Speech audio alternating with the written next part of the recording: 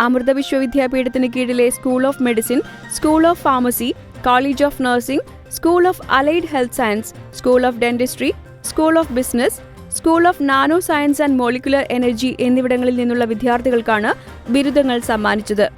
കാഠ്മണ്ഡു സർവകലാശാല dean doctor Manoj ഹുമഗെയിൻ ബിരുദദാന ചടങ്ങിലെ മുഖ്യാതിഥിയായി.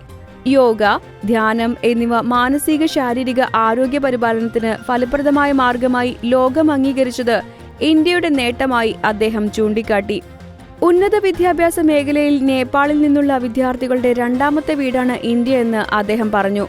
ആരോഗ്യരംഗത്തെ സംയുക്ത പഠനം, ഗവേഷണം എന്നീ മേഖലകളിൽ ഇന്ത്യ നേപ്പാൾ ബന്ധം സുദൃഢമാണെന്നും ഡോക്ടർ മനോജ് ഹുമഗെയിൻ വ്യക്തമാക്കി. മാതാ അമൃതാനന്ദമയി മഠം ജനറൽ സെക്രട്ടറി സ്വാമി പൂർണ്ണാമൃതാനന്ദപുരി ചടങ്ങിൽ അനുഗ്രഹ പ്രഭാഷണം നടത്തി. വിവിധ കോഴ്സുകളിൽ റാങ്കുകൾ നേടിയ വിദ്യാർത്ഥികൾക്കുള്ള മെഡലുകളുടെ വിതരണവും PhD പൂർത്തിയാക്കിയ ഗവേഷണ വിദ്യാർത്ഥികൾക്കുള്ള സർട്ടിഫിക്കറ്റ് വിതരണവും ചടങ്ങിൽ വെച്ച് നടന്നു.